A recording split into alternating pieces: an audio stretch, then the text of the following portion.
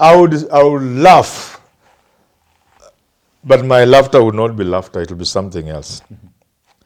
If UDA wins and the courts take more than 30 days to nullify the election, it just confirms that. It will just confirm what we already know. This country is going down. So for Rigathi Gachagua, putting your foot and your presence in Narok is an important statement. And the reaction from government goes a long way to show that Gachagua is the top leader. People moving with mattresses, giving them to villagers in Malaba, maize in Malaba, money, crowds, not 1,000 people, thousands of people queuing to be given money in Mbeere North. This is so clear. Cabinet Secretary is campaigning. I have nothing against UDA or government or Ruto, but I'm saying we can't run a country in that manner.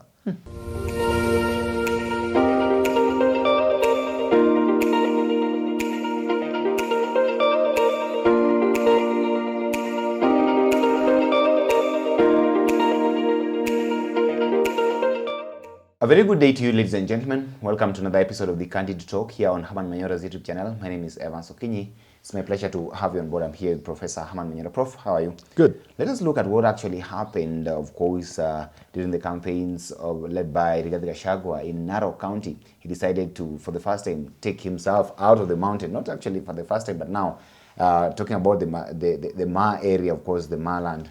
He decided to go to that particular area. But then the kind of reception that he got, especially from the police, was not actually something that he expected. Of course, his brigade was tear-gassed, and a number of times their speeches were interrupted by the police and all that.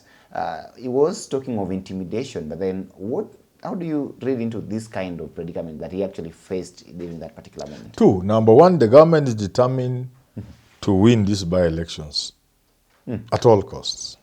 Okay. Number two, Gachagua is a threat to Ruto. We said it before he was impeached. People didn't listen to us. We said, you never know what you have until you lose it. Stay with Gachagua. But Ruto didn't listen. He listened to sycophants around him. And he's paying for it. Gachagua is quite a big threat to Ruto. So that's the kind of reaction, those kind of moves you are seeing. Yeah. But then what is the thinking by the government here? Because in as much as he's seen to be a threat, why would you decide to tear gas this guy when he's actually campaigning? Just like the rest of the political players are campaigning around here. How does that help the government?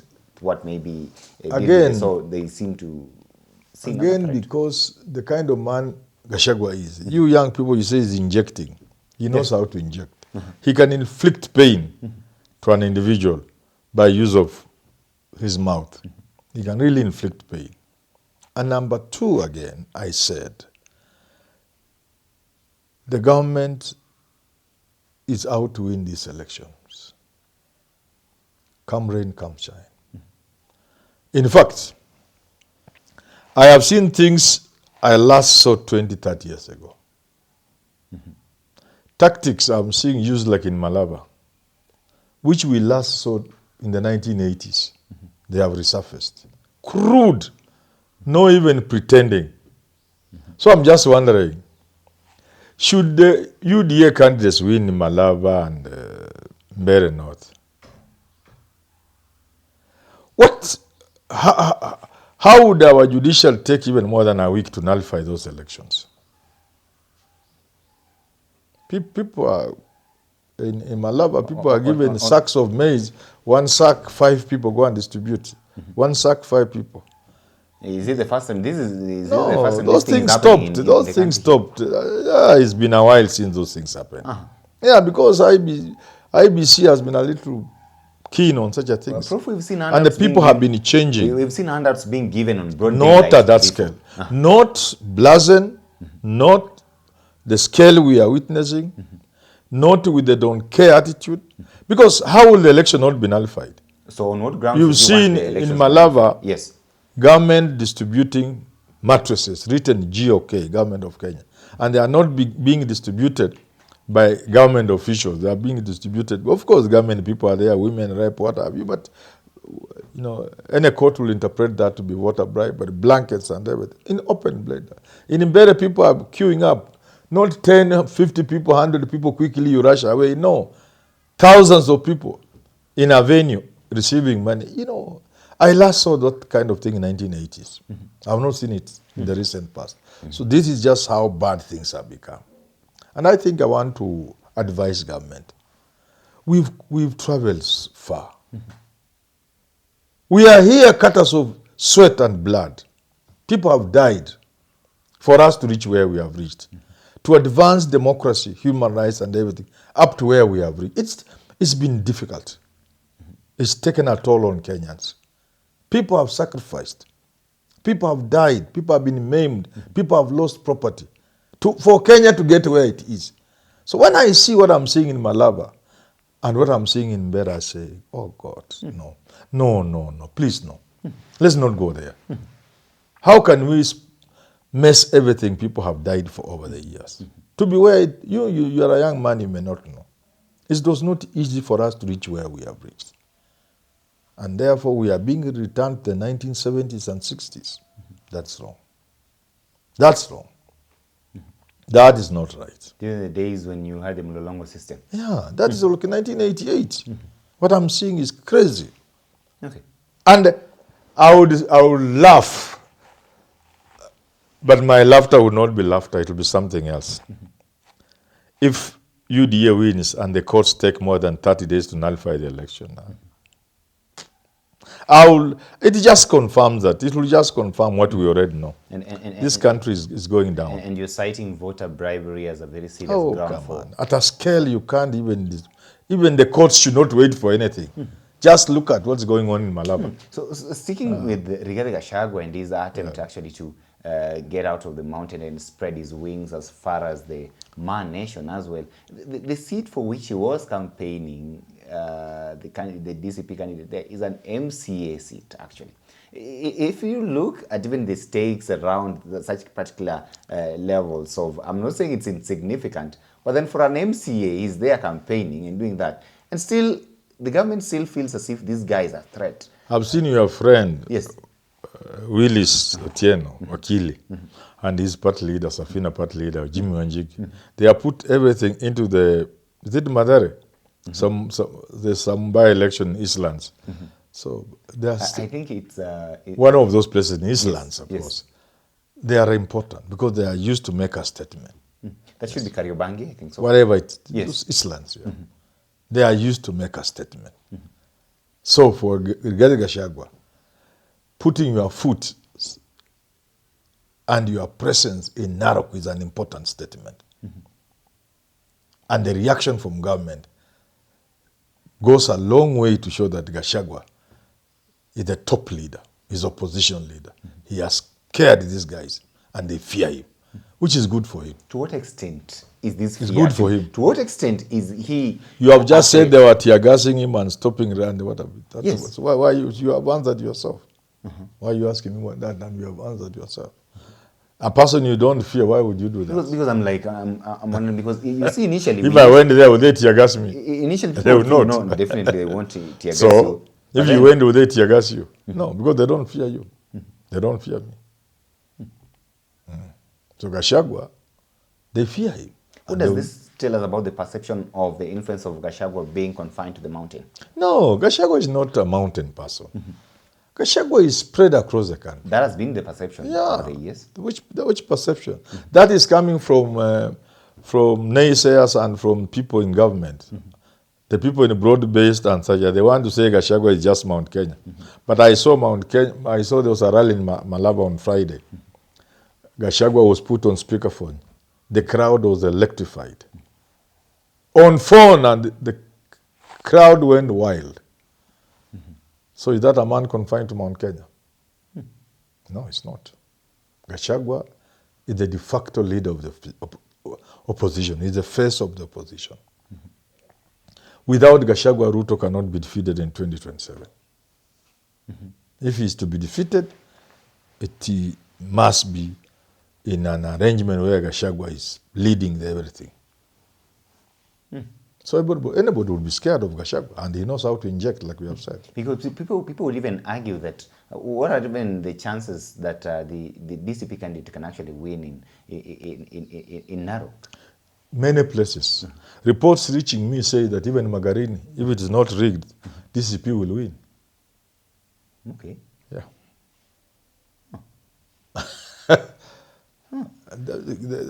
Kenya is changing. Even as they give people mattresses and blankets in Malaba, they could still lose. Talk to us about the crude ways in which the government is trying to deal with him and trying to tame his influence and the growth of it therein. Do you really think that going by this particular direction that we've seen, because he was being tear gassed, but eventually he managed to get his way to Narok, yes, and he spoke to the people. I mean, there's some sort of interruptions here and there. So these ways that the government is actually... You are upping his whatever. You are adding his bonga point. You see his profile is going higher, higher and higher. Every time you do things to him, crude things, his profile goes higher. Actually, he would love it. Continue doing those things. Soon he will be larger than life. And I'm telling you, and I've said before,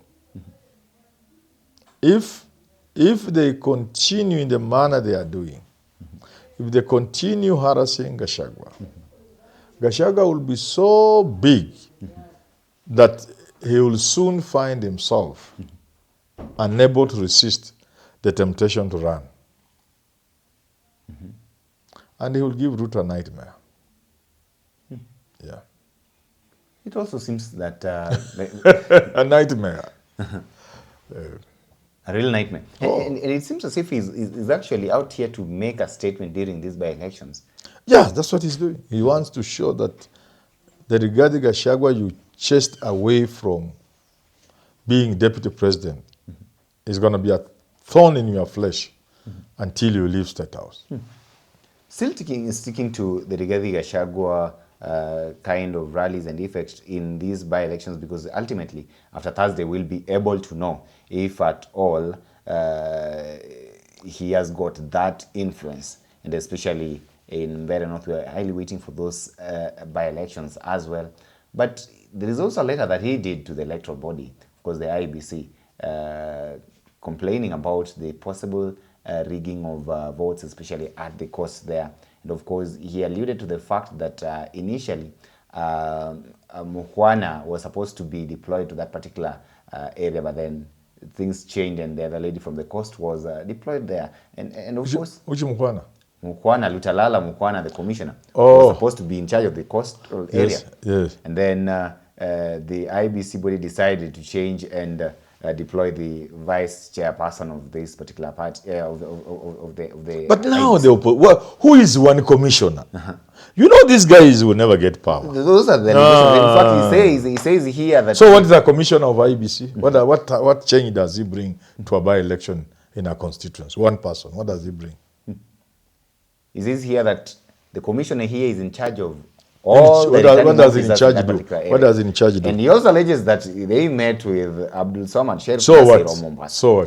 So what? You can't stop a commissioner from meeting people. You can pay, if you are in Mombasa, you can pay a courtesy call on the governor of Mombasa. What's wrong with that?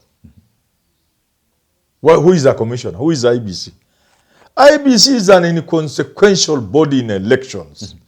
The sooner politicians realize that, the better for this country. IBC is merely facilitative.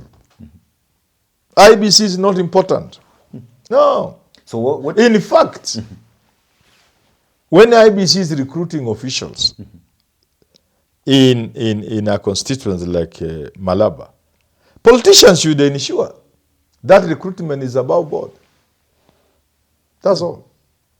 That's all. Not a commissioner there. A commissioner has no role.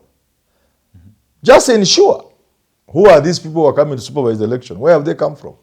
That's all.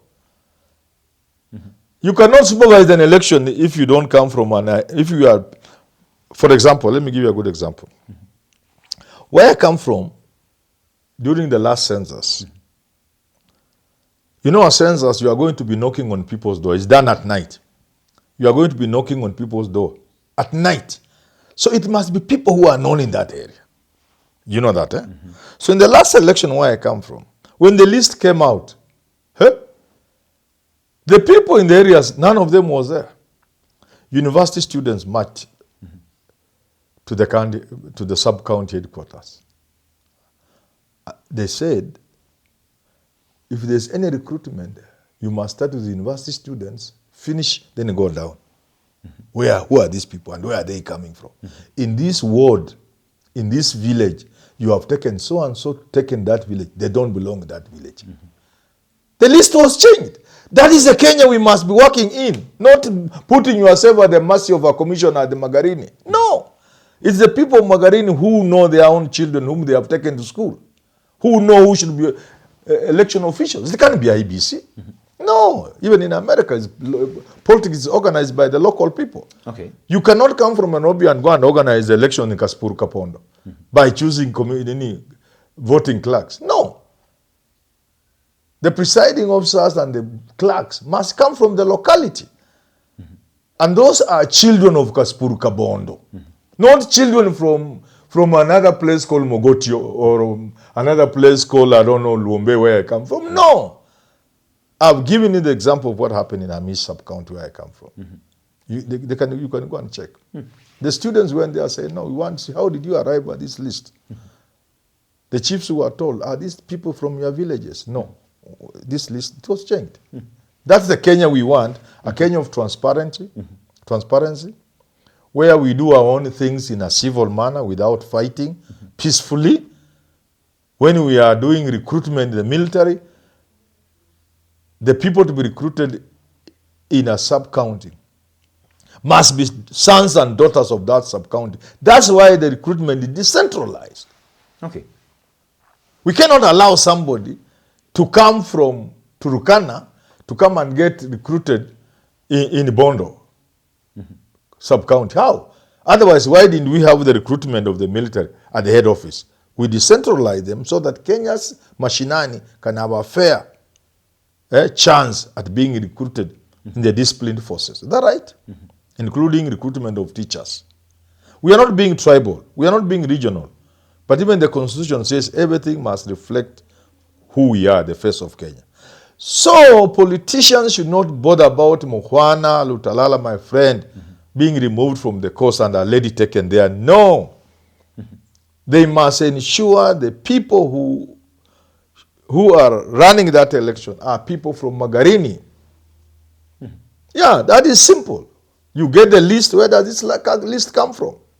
And I want to tell government, going forward, you are going to mess these things. So you'll find people refusing for an election to take place. So Gachagua, according to that letter, he claims here that he's got intel that there could be some sort of possible collusion between some candidates in that particular place with the commissioner here. Why? What then should he do? Because it's like he's raising these issues. Elections are managed by local people. Yes. Local people should manage their elections. Even Raila said, and that is what I've always said, we should decentralize IBC.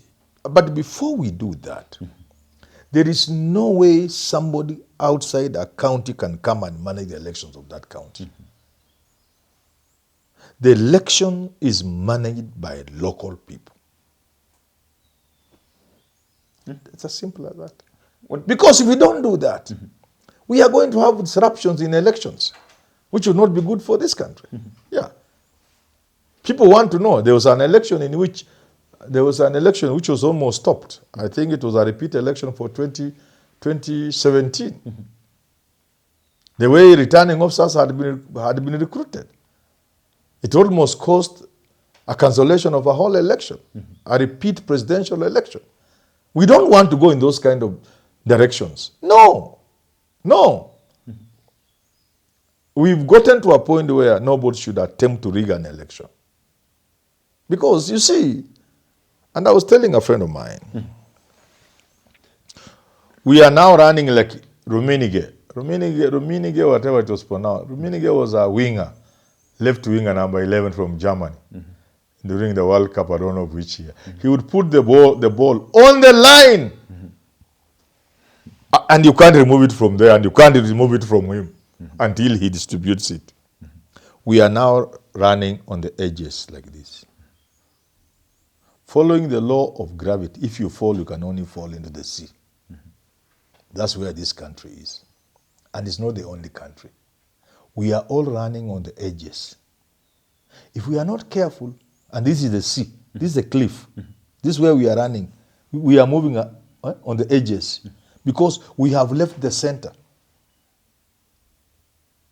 We've been edging closer, closer. Now we are running on the cliff, on the edges.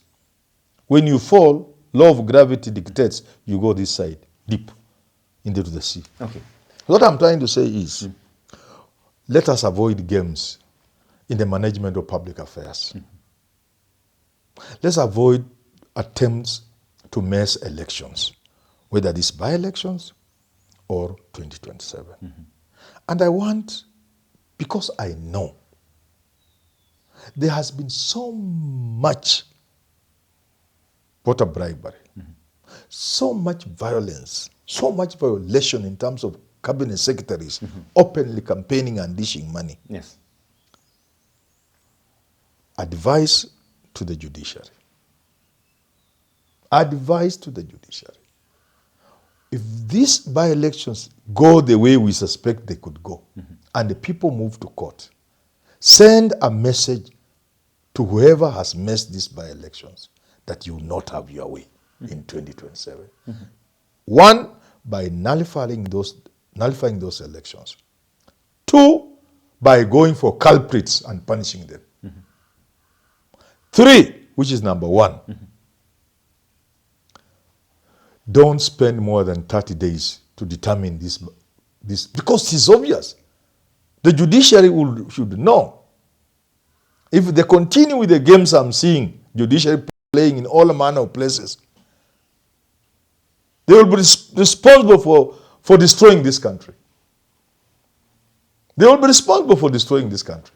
These by-elections, if they are rigged and the people move to court, the judiciary must determine those cases in record time. I've been to court. Even today I've been in court, you've seen, the whole morning. Yesterday I was in court the whole morning. The sort of shenanigans that go on in our courts, the sort of things you see, the sort of games, the sort of delays, the sort of cheap shenanigans. If we are to determine this by-election in terms of petitions, it is so obvious. If it was a court in UK or in America, it would determine it in hours. And it's nullified. It's nullified. And they punish the people responsible. It's not enough to nullify an election. I know they hide election offenses, what. But I've read the law. The Supreme Court was trying to run away. In 2017. No, I said Maraga didn't help this country. It was not enough to nullify the election. Maraga nullifying the election was just an inconvenience to the people of Kenya. It didn't help anybody. So how should he have managed? We should have identified the culprits and punished them. And suggested ways of blocking, including suggested legislation with clear timelines. I've seen somebody, a judge, is it Angota or somebody? There's a judge who has made a ruling on matters of title, and that judgment is moving around in social media. He has even told Parliament what they need to do. And there's another one again. Even the timelines. So Maraga should have said, we can use our powers as a Supreme Court and punish so and so, so and so and so. But this one, we don't have the power so much, even if we try. We ask Parliament within the next 6 months to enact a law to address this and this. You see? I get you. And I'm just repeating about this by-election. The violation, the breach has been so clear, so obvious, so blatant. People moving with mattresses, giving them to villagers in Malaba, maize in Malaba. Money, crowds, not 1,000 people, thousands of people queuing to be given money in Mbeere North. This is so clear. Cabinet Secretary is campaigning. I have nothing against UDA or government or Ruto, but I'm saying we can't run a country in that manner. We have a country to leave to our children and grandchildren, those of us who are old. And therefore we speak with pain Because we know if we continue like this, there's no country we are leaving to our children. No. What is happening in Malaba is shameful. And I'm sure, and my advice to the people of Malaba, take those mattresses. They are written on the GK, Government of Kenya, which means it's your money which you bought. Take those blankets. Take the money.